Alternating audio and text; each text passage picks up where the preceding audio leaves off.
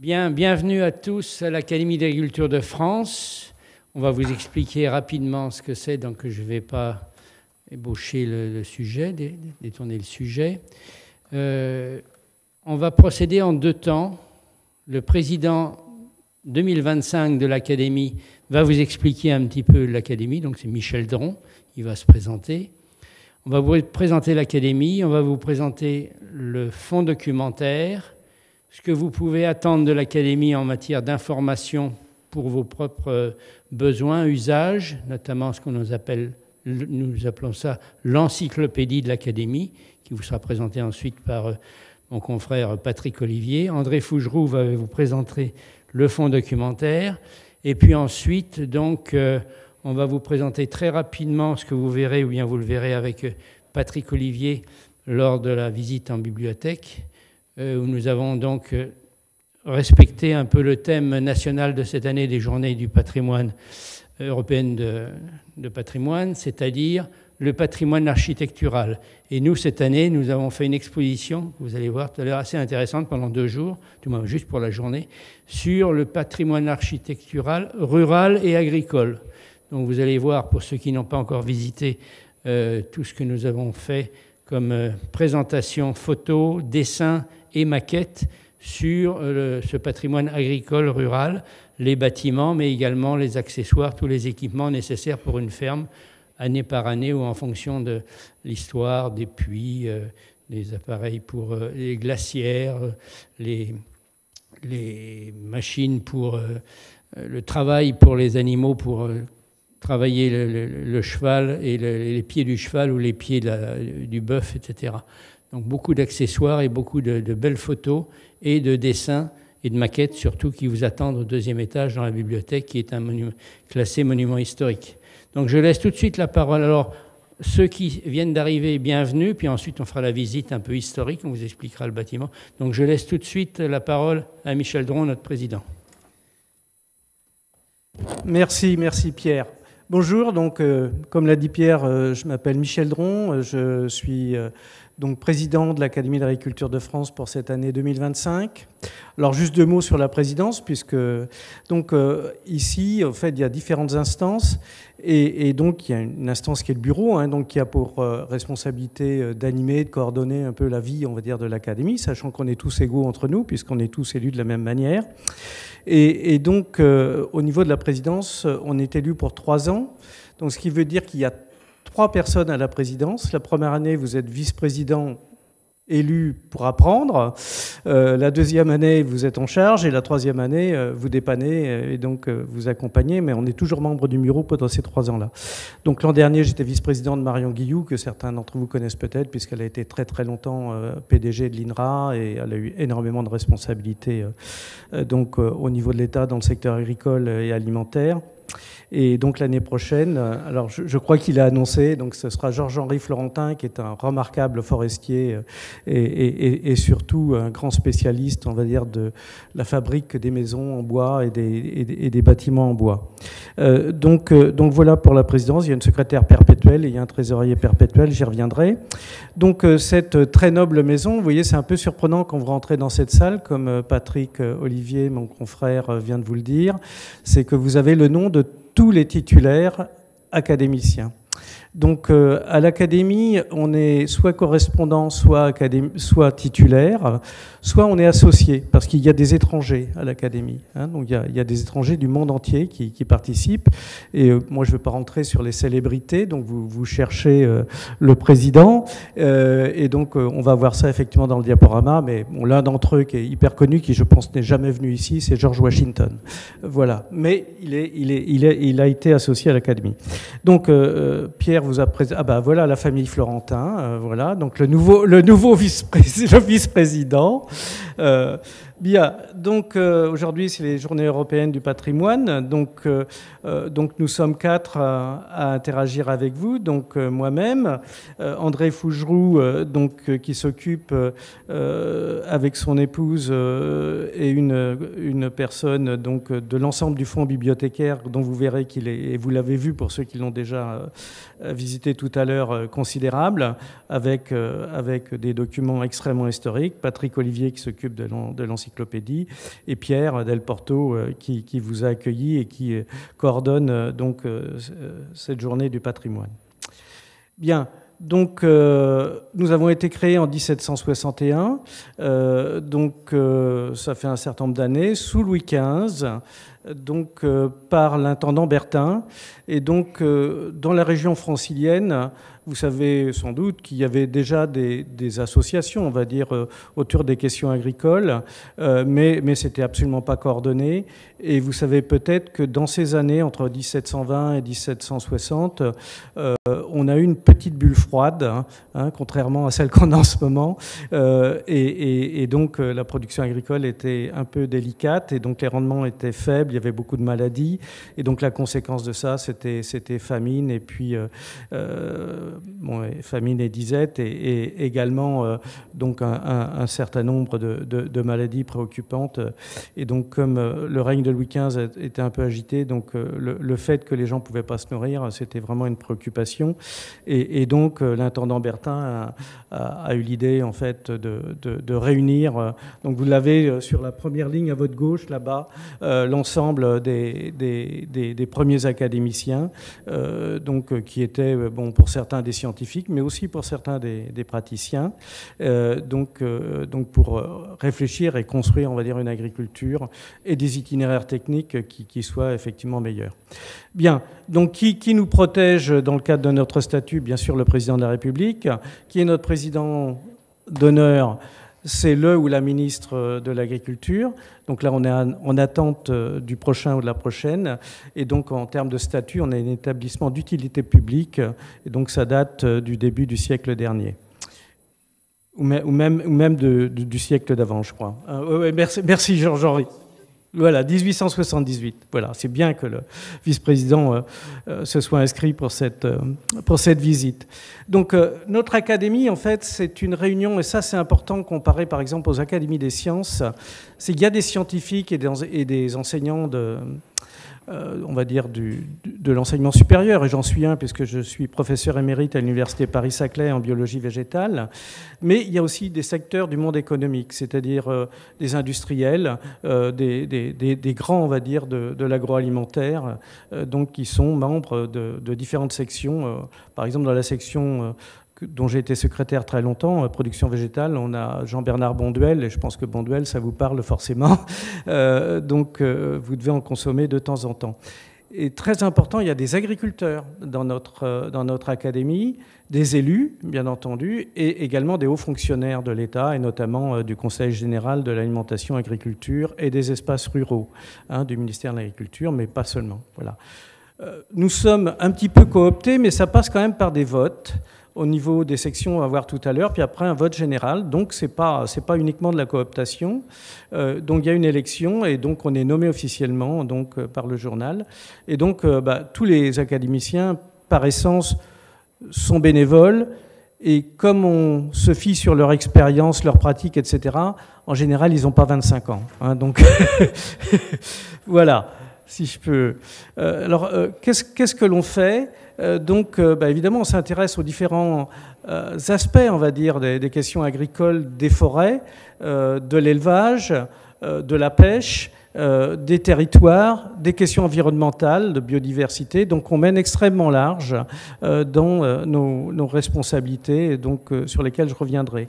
Notre responsabilité, justement, c'est d'éclairer les citoyens et les décideurs à partir de nos connaissances scientifiques, que l'on a nous-mêmes ou que l'on va chercher dans la littérature, mais aussi, et ça c'est important par rapport à d'autres académies, c'est nos pratiques, que ce soit les pratiques des agriculteurs, que ce soit les pratiques des responsables de parcs régionaux, par exemple, mais aussi que ce soit les pratiques donc des industriels, de la transformation, de la grande distribution, etc. Donc on couvre, et ça je pense que c'est vraiment original dans cette maison, on couvre l'ensemble des questions et des évolutions, on va dire, du monde agricole au sens large.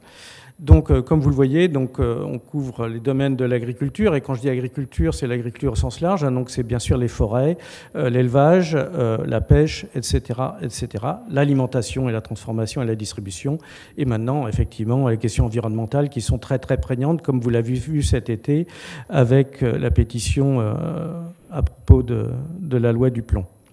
Donc évidemment, vous le savez, à l'heure actuelle, on a des quantités de défis donc à relever. Donc bien sûr, la modification du climat hein, donc, et sa variabilité, la réduction de la biodiversité, hein, c'est un fait, c'est une réalité, les questions de revenus des agriculteurs, mais aussi des filières, les questions de démographie, hein, donc humaine, et vous savez, là aussi, c'est très divers. L'usage des terres, les questions du foncier, hein, qui sont des questions qui minent le monde agricole, vous le savez peut-être pas, mais souvent les agriculteurs sont très très riches, mais en fait ils n'ont pas de monnaie, quoi. D'accord ? Ils ont beaucoup de terres, mais ils n'ont pas de monnaie. Oui, non, mais je vois, mais c'est effectivement le cas, et souvent c'est très complexe. Et donc bien sûr les questions des systèmes alimentaires. Donc effectivement on traite de la science à l'innovation et donc toutes ces questions d'expérimentation.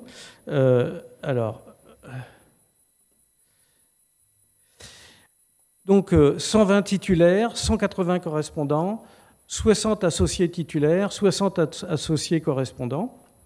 Et donc en 10 sections, vous les avez ici, hein, donc vous voyez qu'on couvre très large, hein, donc les productions végétales, les foliaires et filières bois, l'élevage, sciences humaines et sociales, interaction milieu-être vivant, sciences de la vie, environnement et territoire, alimentation humaine, agrofourniture, économie et politique. Donc effectivement, ces gens-là se réunissent, construisent, réfléchissent, font des propositions et se réunissent dans des groupes de travail qui sont des groupes de travail dédiés qui se positionnent en fonction de l'actualité, ou non d'ailleurs, par rapport à des questions de perspective. Donc bien sûr, vous voyez, il y en a une autour de la loi Egalim, autour de la gestion de l'eau, donc qui est une très très grande question, autour du foncier. Hein, donc il y a un rapport qui va sortir et qui va donc faire l'objet de communication très très prochainement sur le foncier, un très très beau rapport, d'ailleurs qui a été approprié par le ministère de l'Agriculture. One Health, hein, donc la question d'une seule santé, et également les engrais azotés, etc., et toutes les discussions autour de ça. Voilà, ça, ce sont les groupes de travail qui sont en cours, plus ou moins avancés, et qui ont donné lieu à des rapports et à des présentations publiques. Voilà, donc on a des liens, bien sûr, avec l'ensemble de notre environnement, les autres académies, l'enseignement supérieur, les institutions de recherche, et les ministères, les organisations professionnelles et agricoles, les entreprises. Et on fait des visites assez nombreuses sur le terrain. La dernière en date était à Stein, on a visité les jardins partagés de la ville de Stein, et aussi cette structure qui s'appelle, rappelle-moi, voilà, ça va revenir. Bien, donc tout à l'heure, je ne vais pas insister, mon confrère et ami Patrick va vous présenter l'encyclopédie. Donc la manière dont... alors ça va évoluer, hein, donc il y a une énorme réflexion, on va dire, sur la manière dont notre académie échange avec le public, avec les médias, avec les politiques, les instances, on va dire, au sens large. Et donc, à l'heure actuelle,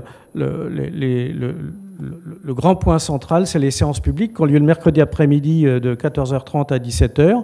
Bien sûr, nous sommes une institution publique, donc tout est public. Hein, donc vous allez sur le site web et vous avez accès à toutes nos activités, à nos publications, à tout ce que vous voulez. Hein, donc le site internet est là. Vous faites sur Google Académie d'agriculture de France et vous aurez accès. Et donc ce site n'est pas encore complètement convivial, mais il va y avoir une nouvelle mouture très prochainement et donc a priori il devrait être extrêmement convivial.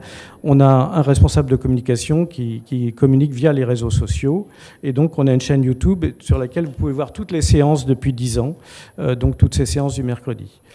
Donc on délivre des prix et des médailles, ça se fait en général donc lors de la rentrée académique qui aura lieu mercredi prochain donc à la salle Gambetta au ministère de l'Agriculture et de la souveraineté alimentaire.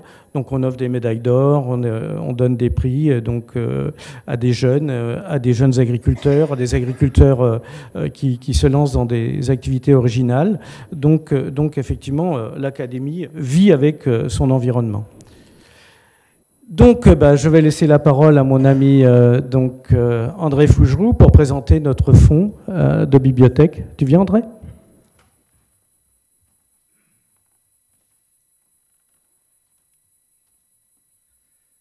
Bien, bonjour à ceux que je n'ai pas encore salués. Pour ceux qui ont déjà eu la présentation tout à l'heure lors de la visite, il y aura quelques redites, je suis désolé.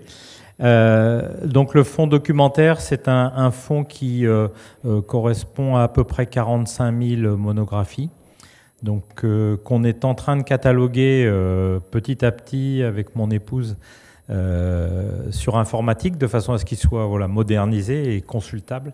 Donc on a catalogué 10%. Voilà, on est à 4000 ouvrages catalogués pour l'instant. Il en reste encore 41 000. Je pense qu'on sera mort avant que ça soit fini.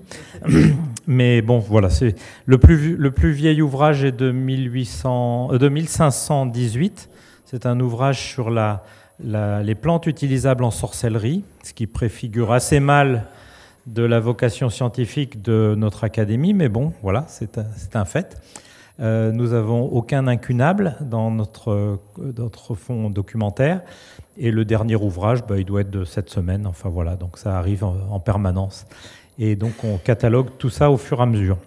Une partie de ces ouvrages sont numérisés grâce à l'aide de la Bibliothèque nationale de France.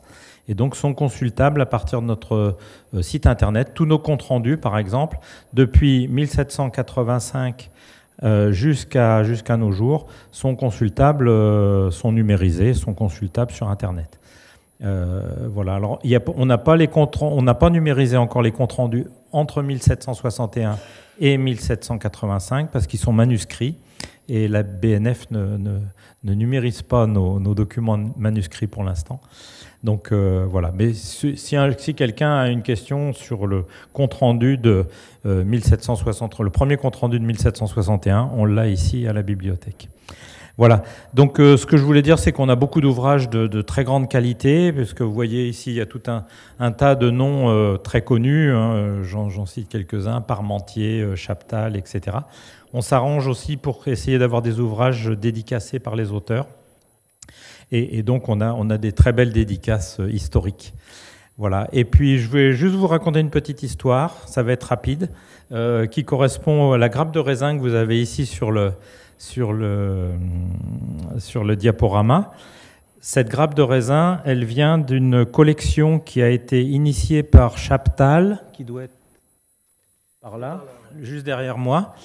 Donc, Chaptal, qui était ministre de l'Intérieur de Bonaparte, il avait perçu que le commerce des vins et spiritueux allait être quelque chose de très important au niveau international. Et donc, il s'était dit, à l'époque, les vins français étaient très mauvais. Il disait, lui, c'est juste des piquettes pour la soif. Et donc, il faut améliorer le vignoble français pour pouvoir commercialiser des vins de qualité. Donc, c'était très visionnaire à l'époque. Bon, il savait aussi que les Espagnols et les Italiens avaient commencé à se mettre sur ce marché des vins, enfin ce marché international des vins et spiritueux. Et donc, il a fait rapatrier, comme il était ministre de l'Intérieur, il a demandé à tous les préfets des départements qui venaient d'être créés, hein, juste après la Révolution, envoyez-moi les variétés de vignes que vous avez dans vos départements. Et donc, il a tout fait installer au Jardin du Luxembourg, pas très loin d'ici. Et quand les vignes ont commencé à produire, il a demandé à un célèbre peintre botaniste qui s'appelle Pierre-Joseph Redouté de venir peindre ses grappes. Alors Pierre-Joseph Redouté était un monsieur très occupé, il n'a pas pu tout peindre, il en a peint, au total on en a retrouvé 80 peintures. Et puis cette idée, Chaptal est parti, l'idée de cette collection et de cette iconographie est tombée en désuétude. En plus, il y avait pas mal de variétés de vignes qui, installées au Jardin du Luxembourg, ne produisaient pas très bien. Donc ça s'est pas bien passé. Puis en plus, les troupes russes qui sont arrivées en 1815 se sont installées aussi dans le Jardin du Luxembourg et ils ont dû utiliser quelques cépages pour faire des barbecues. Voilà. Donc cette collection s'est arrêtée, donc c'est tombé un peu en désuétude. Et puis un jour, moi je venais de prendre le poste de m'occuper du fonds documentaire, il y a un journaliste qui me téléphone et qui me dit je voudrais bien voir le Picpoul de l'Hérault peint par Pierre-Joseph Redouté. Alors moi, je savais pas de quoi il me parlait. Je dis je sais pas, je vais chercher. Donc il m'explique que ce sont des planches qui font 40 sur 60 cm. Et bon, j'ai cherché, j'ai pas trouvé. Et puis un beau jour, en faisant du ménage, on a retrouvé un gros portefeuille, et donc avec avec ces 80 planches peintes par Redouté. Elles étaient dans notre collection, mais bon, tout le monde les avait oubliées. Et juste pour vous donner une petite idée, ces planches valent à peu près 6 millions d'euros. Voilà. Donc on a été obligé de... on les a vite mis au coffre-fort. Voilà, donc c'est juste pour vous dire qu'on a des tas de trésors dans le fonds documentaire et qu'on essaye de les valoriser. Voilà. Mais on les a édités. Tu montreras le livre peut-être. Tu l'as montré peut-être déjà ou bien? Non, pas encore. Ok. Ah. Qu'est-ce qui se passe, André, là? Ça n'avance plus. Attends. Ah, c'est bon. Bien. Et puis, donc, pour terminer, donc, on a un mensuel qui est distribué de mémoire à 60 000 adresses. Et donc, c'est gratuit. Et donc, vous pouvez vous inscrire, hein, comme c'est écrit ici. Donc, vous aurez toutes les informations sur l'activité, les actualités de l'Académie d'agriculture de France et de tous ses partenaires. Donc c'est franchement intéressant, surtout en ce moment où la question agricole est quand même, et alimentaire bien entendu, est au centre, on va dire, de notre communauté humaine. Voilà, je vous remercie. Je vais donner la parole à mon ami Patrick, et donc il va vous parler de l'encyclopédie de l'Académie d'agriculture de France. Alors l'encyclopédie, c'est quelque chose qui a été lancé il y a 4-5 ans.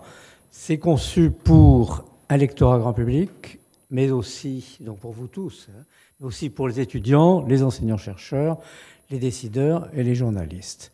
L'objectif, c'est très simple, c'est celui d'une encyclopédie, c'est délivrer une information qui est scientifique et technique, ça c'est indispensable. Si possible, qu'elle soit toujours actualisée, et surtout, ce qu'on cherche, c'est à fournir au lecteur les clés qui vont lui permettre la compréhension, le débat et l'action, et parfois de se faire lui-même sa propre idée.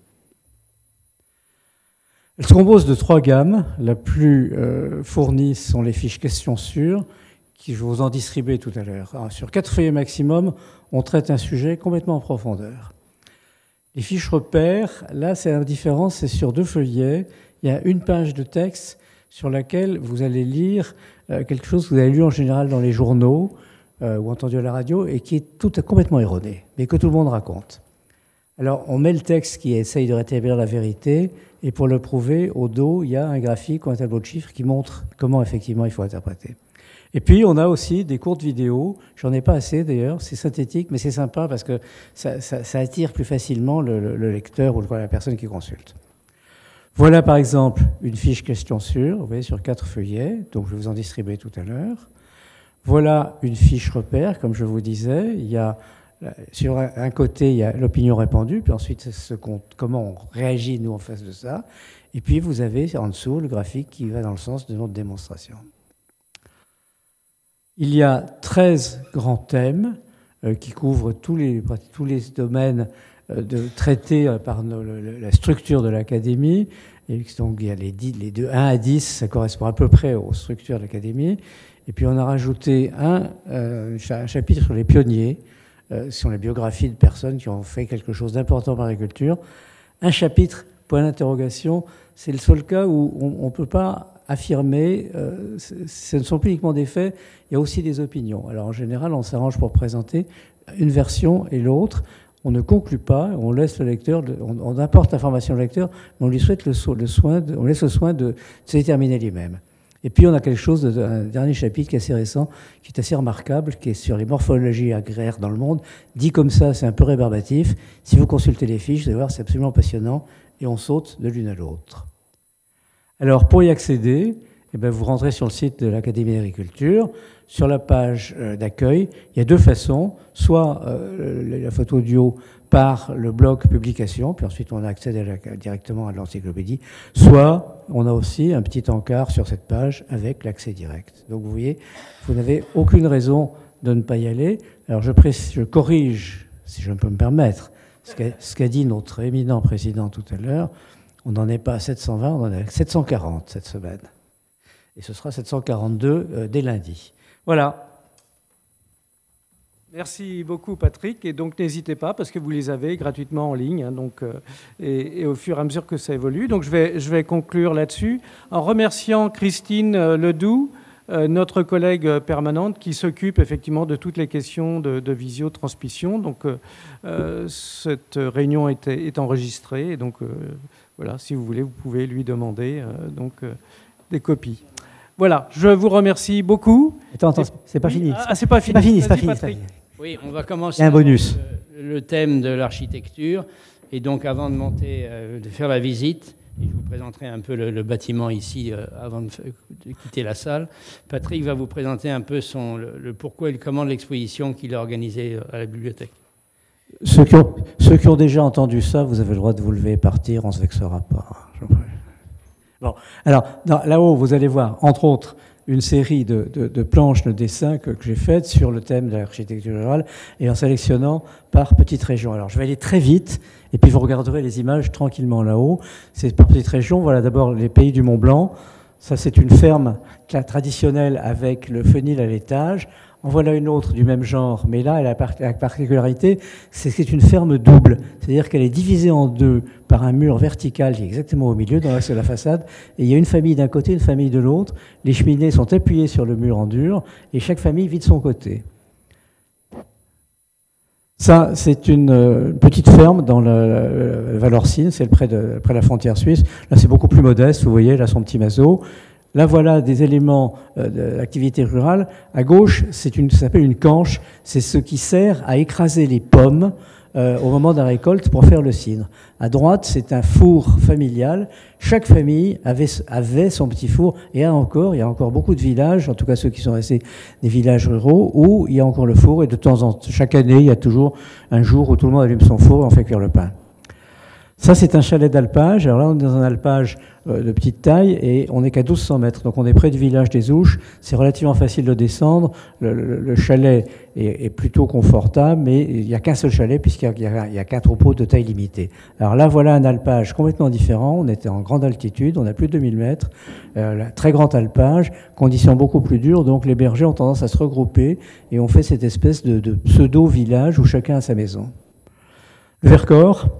Alors dans le Vercors, voilà la maison typique du Vercors, c'est une maison avec façade, ce qu'on appelle à pas de moineau. C'était particulièrement adapté à l'époque des toitures en chaume. Maintenant, ça ne l'est plus puisque les toitures ne sont plus en chaume, mais la forme reste, c'est très, très original.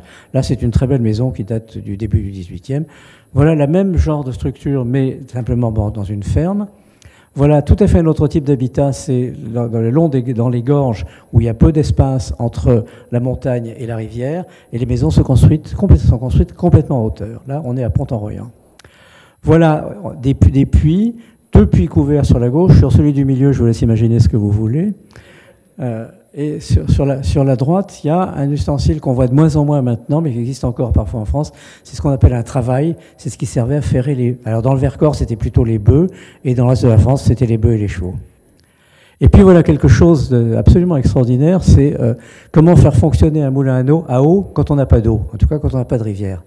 Alors la solution est très simple, mais il fallait y penser. On fait un grand bassin. On remplit le bassin avec des captages en amont, et quand le grand bassin est plein, on envoie la flotte sur la roue à aube du moulin à travers un canal d'amener. C'est extrêmement simple et ça a été très efficace.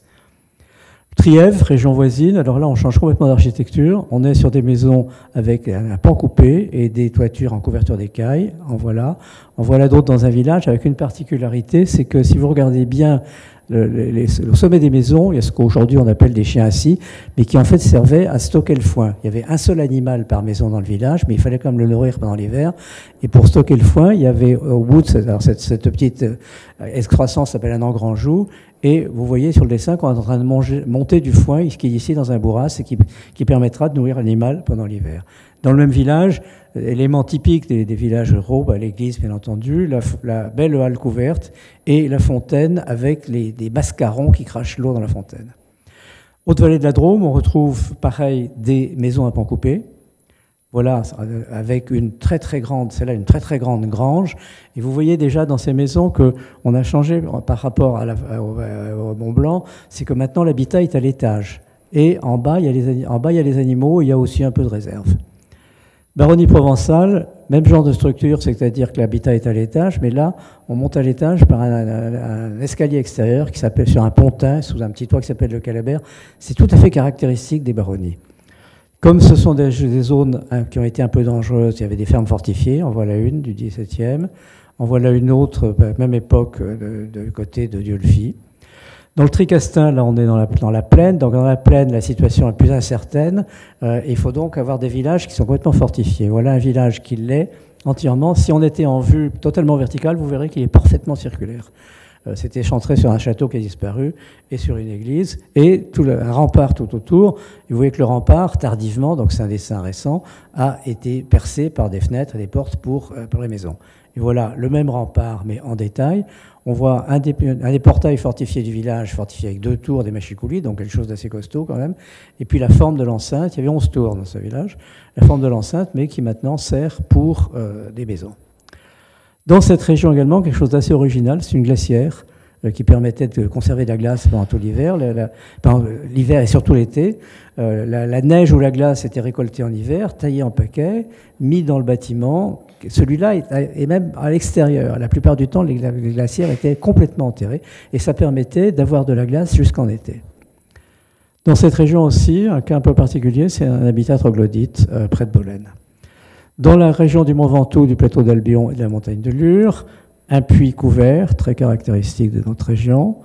Un autre portail fortifié, mais là on est à Banon, un village qui est en hauteur. Donc il y a moins besoin d'avoir des tours de part et d'autre pour écraser l'assaillant, puisqu'il va de toute façon être en position inférieure, arrivant par en bas. Donc il y a juste des machicoulis au-dessus de la porte.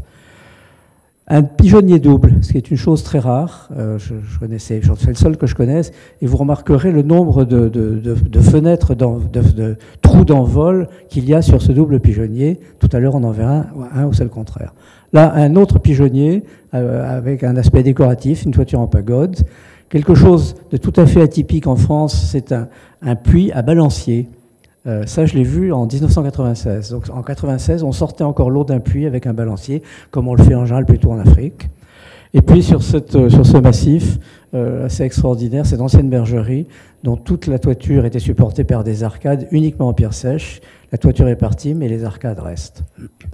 Dans le Luberon, puisqu'on est dans la pierre sèche, un village de Bories. Les Bories ont été construites la plupart du temps après les guerres de religion par des gens dont les maisons avaient été détruites au moment des guerres de religion. Alors ils ont fait des trucs qui sont totalement indestructibles, ça c'est certain, pas très confortables, mais indestructibles, c'est ce qu'ils cherchaient au départ.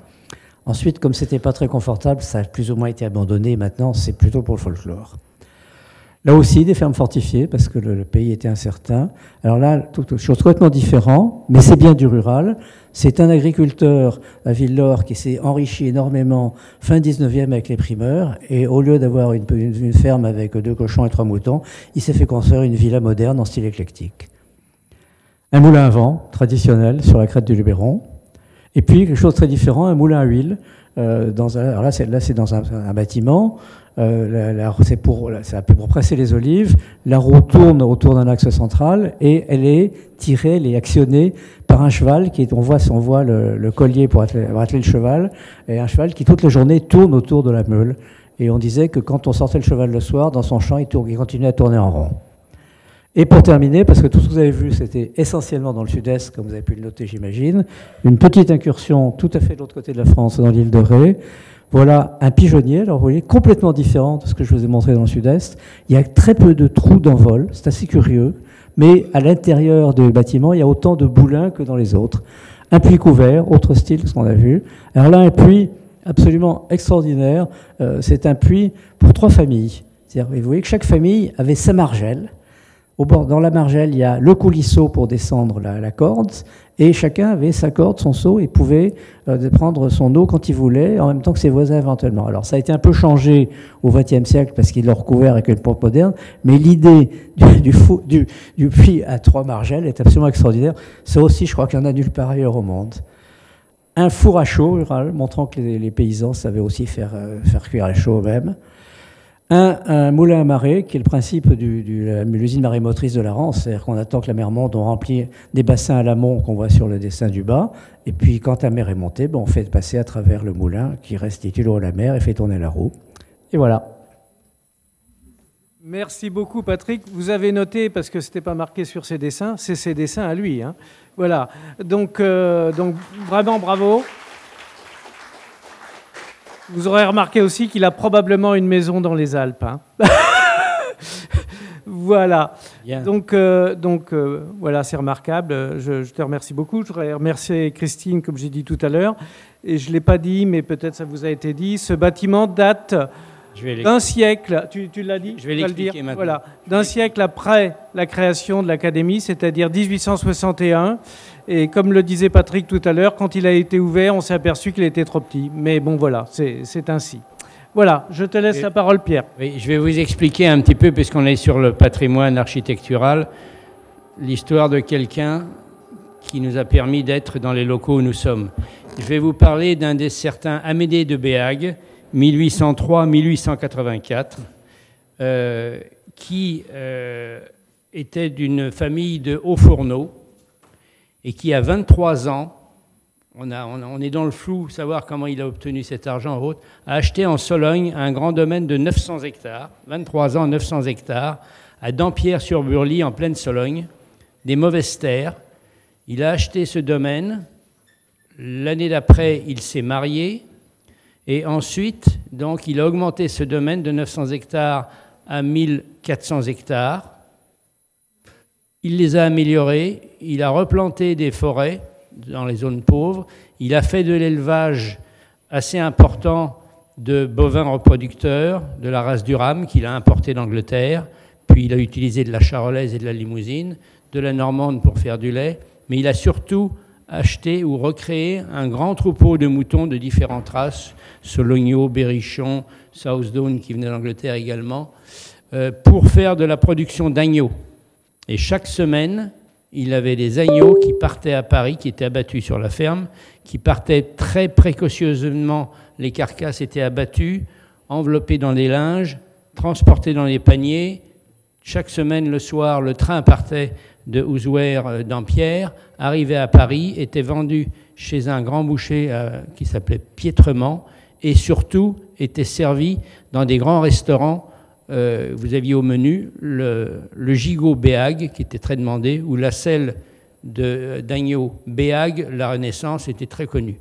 Et puis ensuite, donc, très connu, il est entré ici en 1850, c'est pour ça que vous avez son nom au milieu de du mur en gauche. En 1850, il est arrivé ici à l'Académie, riche toujours.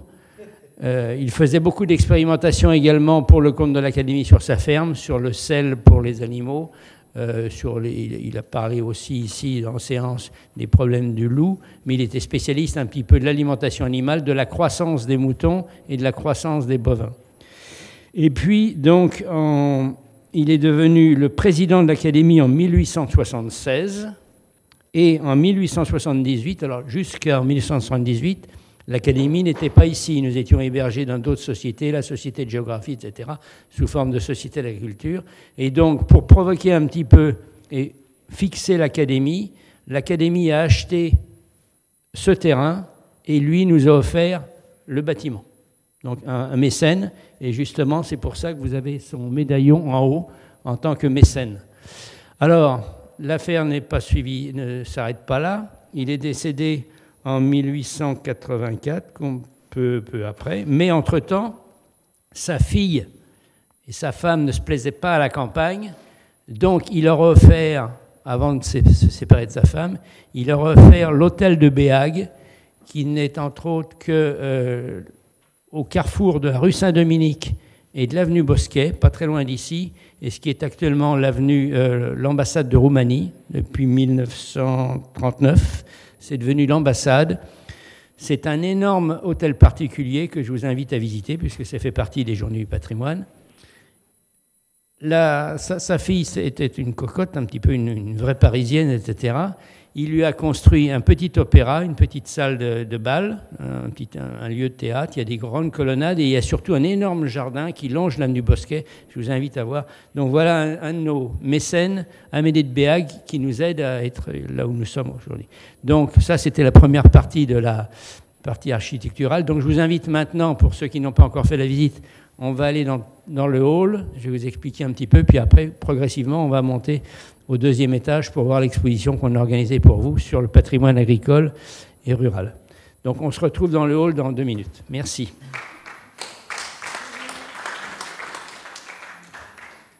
Oui, bonjour à tous. Si vous voulez vous asseoir, je crois que vous gênez pas. Il y a des chaises. Surtout, ne touchez pas aux maquettes. Elles sont pieds normales. Comme vous pouvez le voir, elles sont très fines et elles sont arrivées hier, c'est juste là pour 2 jours. Elles nous ont été prêtées par le musée d'agriculture de Seine-et-Marne. On vous en dira 2 mots après. On va vous présenter déjà le fonds documentaire. Et donc, écoutez, bienvenue ici dans cette grande bibliothèque qui nous sert aussi de salle de réunion et qui sert de salle de pas mal de tournages maintenant. Des gens, y compris des gens très connus, enfin des influenceurs comme on dit, qui viennent tourner ici des spots. Voilà. Donc, elle devient de plus en plus célèbre.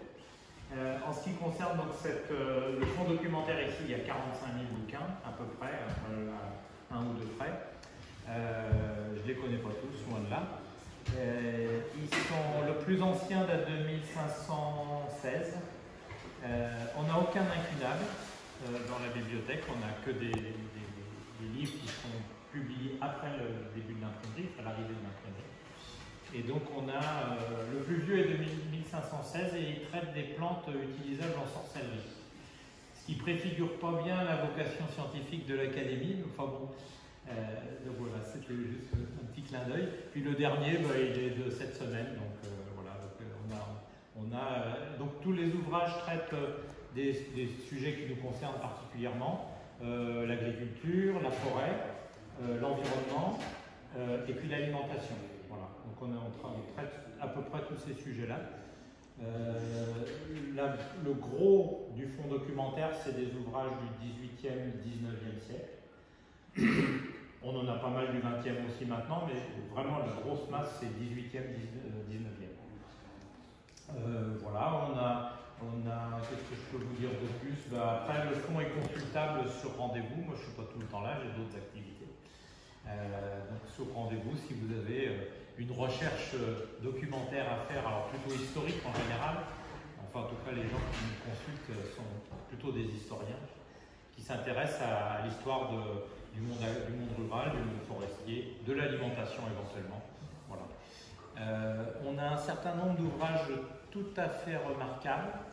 Et très récemment, je ne sais pas si vous connaissez l'abbé Cotte. C'est un abbé du fin du 18e, début du 19e, qui... alors moi je ne le connaissais pas non plus, donc rassurez-vous. Hein. L'autre fois j'ai eu une étudiante qui est venue et qui cherchait les écrits de l'abbé Cotte.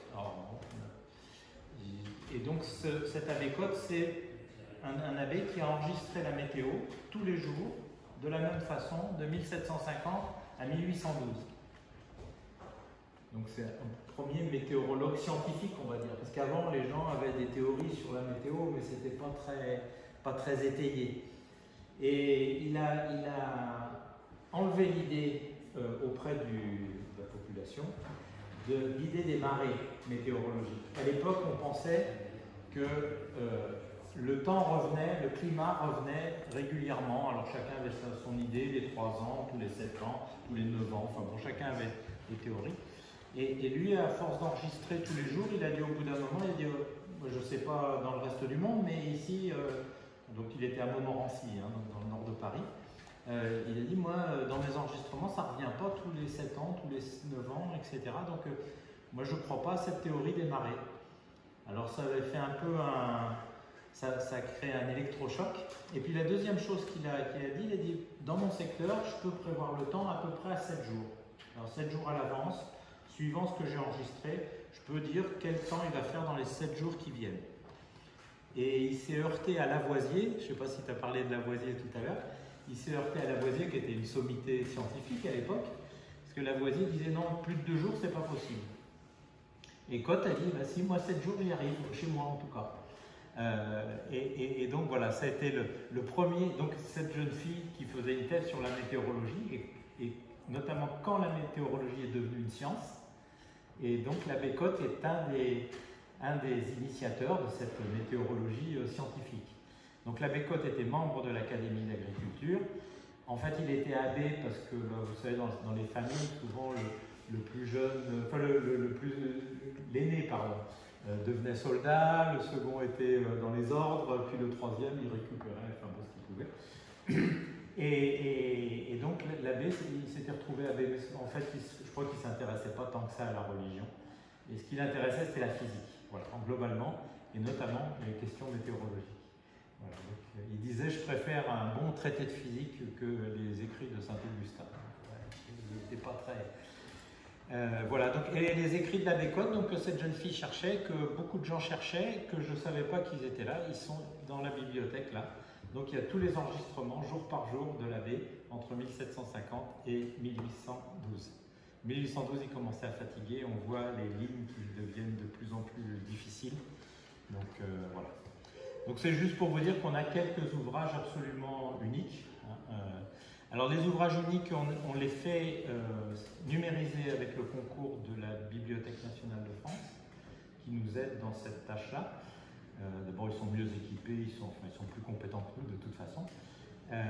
Et donc, on les fait numériser. Donc, vous les trouvez un certain nombre, notamment tous nos comptes rendus de séances sont numérisés par la Bibliothèque nationale de France et sont consultables sur le site de l'Académie et sur Gallica. Voilà. Petites régions qui sont ici. Je vous les commente rapidement. Vous avez les pays du Mont Blanc, avec, vous verrez, il y a des fermes avec le foin à l'étage. Et ensuite, il y a des fermes plus petites dans le milieu. Vers la droite, vous verrez qu'il y a des objets usuels, des objets usuels dans chaque village, comme ce qu'on appelle des canches, c'est-à-dire une meule pour écraser les pommes au moment de la récolte pour faire le cidre. Il y a un four traditionnel, et puis les chalets d'alpage, un petit chalet à gauche dans un alpage facile qui est à 1200 mètres, et des groupes de chalets vachement différents dans les alpages en grande altitude où il faut se grouper pour être solidaire. Ensuite, il y a la région du Vercors avec des constructions très particulières. Les façades sont avec ce qu'on peut dire des escaliers, on appelle ça des pas de moineaux. C'était adapté pour les toits en chaume. Vous verrez aussi des puits couverts et puis un travail, c'est-à-dire un assemblage qui permettait de ferrer les chevaux et les loups. Et puis vous verrez surtout, regardez ce village en bas, quelque chose d'assez extraordinaire, c'est comment faire fonctionner un moulin à eau quand on n'a pas d'eau, il n'y a pas de rivière. C'est très simple, mais il fallait y penser. Il suffit d'établir un grand bassin de stockage à l'amont, qu'on remplit avec la pluie, et quand le bassin est plein, on ouvre un bief, on fait tourner la roue à aube le temps de l'autre. Absolument extraordinaire. Ça existe un peu dans le Vercors. Vous avez ensuite la partie Trièves, Haute-Drôme, avec des toitures à pans coupés, sous écailles. Ensuite, il y a les baronnies provençales, avec une architecture complètement différente. Ça, c'est plus un pays d'élevage. Ensuite, il y a le Tricastel, là on est dans la plaine, dans la vallée du Rhône. Alors là, il faut se défendre, et il y a le village est fortifié, et vous verrez qu'il y en a un qui était entièrement dans une enceinte. Si on est en vue aérienne parfaite depuis le sommet, il est circulaire, parfaitement circulaire. Et puis, il y a un détail de l'enceinte. Ensuite, il y a une glacière, parce que les gens qui savaient construire des glacières ont gardé la glace pendant l'été. Et il y a aussi un village troglodyte. Il y a des pigeonniers sur le plateau d'Albion et la montagne de Bure. Il y a encore un puits, chose très curieuse, un puits à balancier. C'est quelque chose qu'on trouve peu en Europe. Moi, je l'ai vu, celui-là, dans les années 90. Le Luberon, avec les constructions typiques qui sont les bories, qui avaient été des maisons construites par des gens dont les navigations avaient été détruites pendant les guerres de religion. Après ça, ils ont construit des maisons indestructibles en empilant des pierres. Alors, c'est pas très confortable, mais c'est uniquement en pierre. Tout en pierre, sèche. C'est pas très confortable, mais c'est indestructible. Donc là, ils étaient tranquilles. Ensuite, comme c'est pas très confortable, ils ont quand même repris des maisons normales. Vous verrez des moulins, un moulin à huile pour l'huile d'olive, et là, la roue qui tournait comme ça était tirée par un cheval qui toute la journée faisait le tour de la meule. Et quand on dételait le cheval, il continuait à tourner. Ça, c'était connu. Et puis, pour terminer, l'île de Ré, avec des choses assez différentes. On est plutôt dans le contexte du sud-est, Il y a de nouveau un moulin à eau, utilisant un peu le même principe que celui dont je parlais, mais c'est aussi l'usine marémotrice de la Rance. C'est-à-dire qu'on attend que l'eau monte et remplisse les marais, on ferme une vanne, et quand la mer est descendue, on ouvre la vanne et on ferme ça le moulin, vous le voyez là. Et alors il y a en haut à droite un puits assez extraordinaire, c'est un puits pour 3 familles dans le même hameau. Chaque famille a sa margelle, son seau, sa corde, et le coulisseau de la corde pour descendre le seau. Donc on peut chacun aller chercher l'eau en même temps que les autres sans se gêner. Voilà, vous regardez ça, et comme vous allez certainement aller trop vite, pour vous en souvenir, je vous donne à chacun un petit livret où il y a tous les dessins reproduits. C'est un peu format à poste, les origines des dessins. Alors on a la